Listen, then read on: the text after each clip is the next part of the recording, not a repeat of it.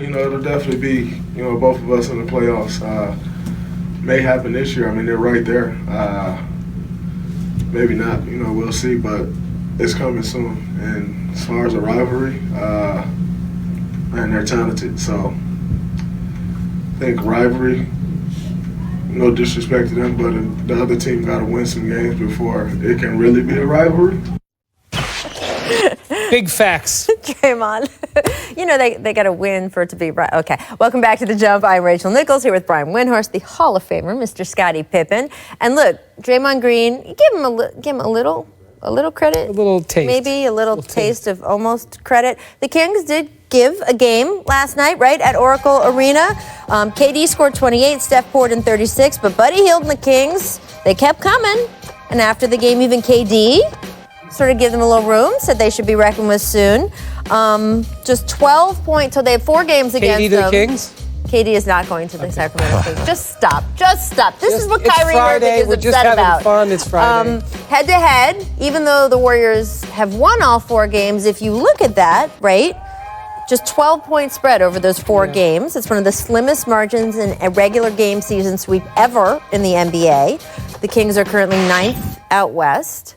So if this ends up being the first round playoff series, do we just say sweep, we write it in, or do you think this could be 5 games, maybe 6 games? I think this could be a fun series. Right? I think the Sacramento Kings are building some momentum. They're building confidence. And for some reason, these young teams, the Milwaukee Bucks, the Sacramento Kings, the Golden State Warriors are having trouble with those teams. So I don't see this as a rivalry yet, but they got to be looking at this team in their rearview mirror.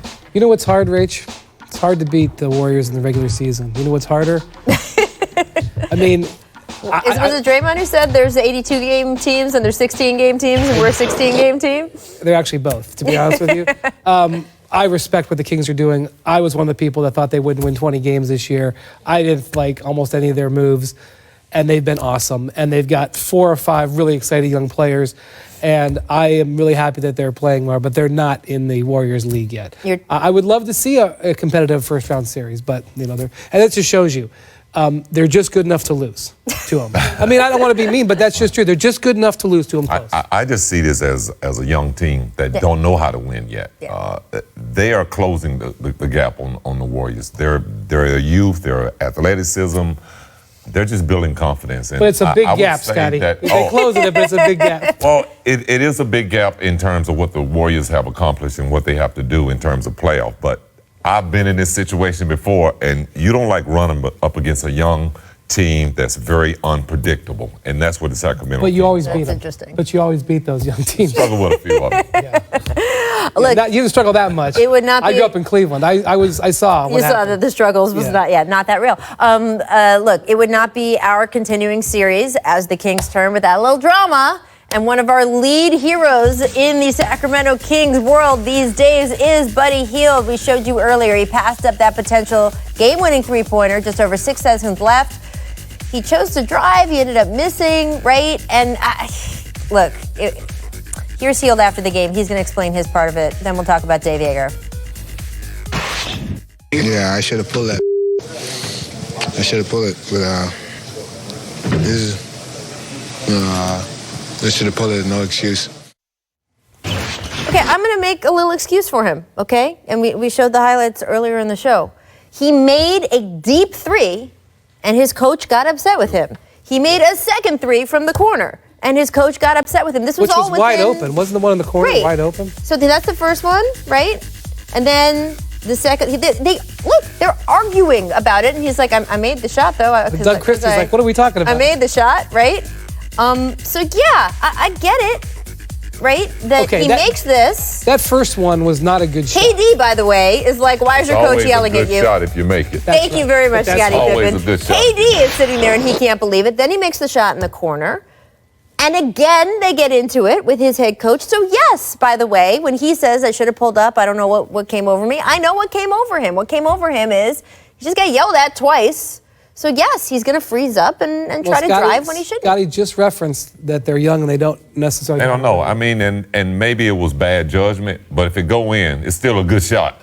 Yeah. And in the situation where he didn't take the shot, it's just he's young. He's Right. going through those growing pains. And secondly, he's letting the coach dictate how he play. And as a player mature, the coach is not going to be able to dictate which shot he's going to take on a game winner or whatever. He's going to make those decisions on his own. Well, imagine if Steve Kerr got upset with, Steph Curry when he took a slightly contested 30-footer. We never would have had this far. So Yes. I think, Buddy Hield is super talented. He's a big shot maker. He hasn't really played in this type of game in the NBA. Before. Really, he's never played in a game like this in the NBA.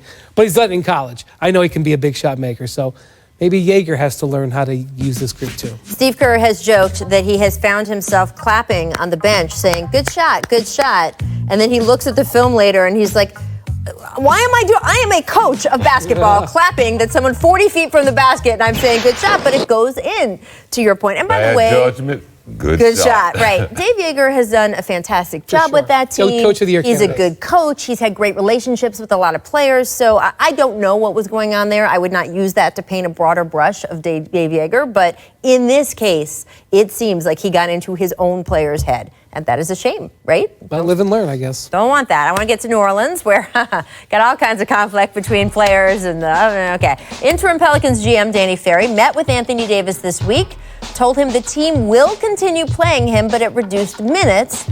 Ferry said the team will abide by league rules that require teams to not rest stars that are healthy, adding, quote, league rules made it clear Anthony has to play. As we've done previously, we will continue to follow their lead, but also be focused on the future of the team.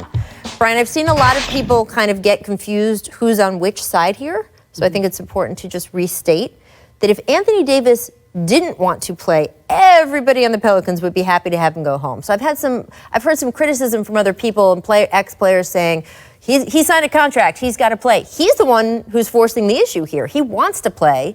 It's the Pelicans, right, who said, well, we don't want you to play. We'd like to improve our draft position. Right. We don't want you to get hurt because if you do, that ruins our trade asset. It's the NBA who came in over the top, and as you reported, Brian, said find what? Up to 100,000.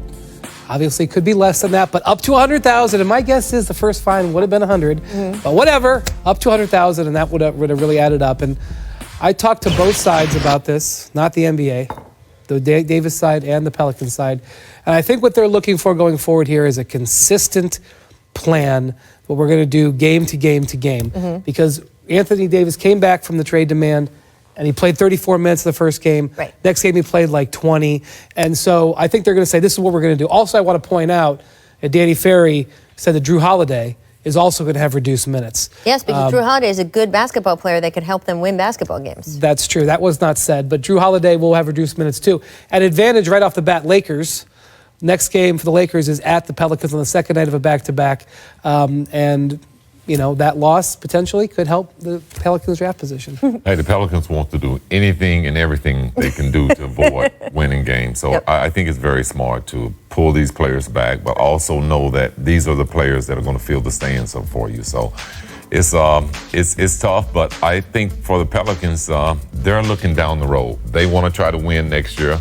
Hopefully they can convince Anthony Davis to stick around and maybe, give him that opportunity to win there next season. But I think it's a good move for them because they need players through the draft. They're not going to get them through free You are agency. more positive and willing to believe in the goodness of man than I am because I think that ship has sailed, but I like the way you think about it. It'll be as little as 20 minutes a game, though. So they're playing the Lakers. It's close on Saturday. Anthony, you've got 21 minutes. Come out. Well, let's just hope no one gets hurt. That's what these situations sometimes lead to, so that's the most important thing. Coming up, our Steven Jackson. Well, he was talking up in the Bay last night. He said he doesn't think a lot of younger players have the same love of the game that his generation did, and that they're spoiled. We will discuss that next. First, though, here's what The Jump recommends for today. Zach Lowe, 10 things he doesn't like, including how Joel Embiid is inflicting devastation on the league with his chase down blocks.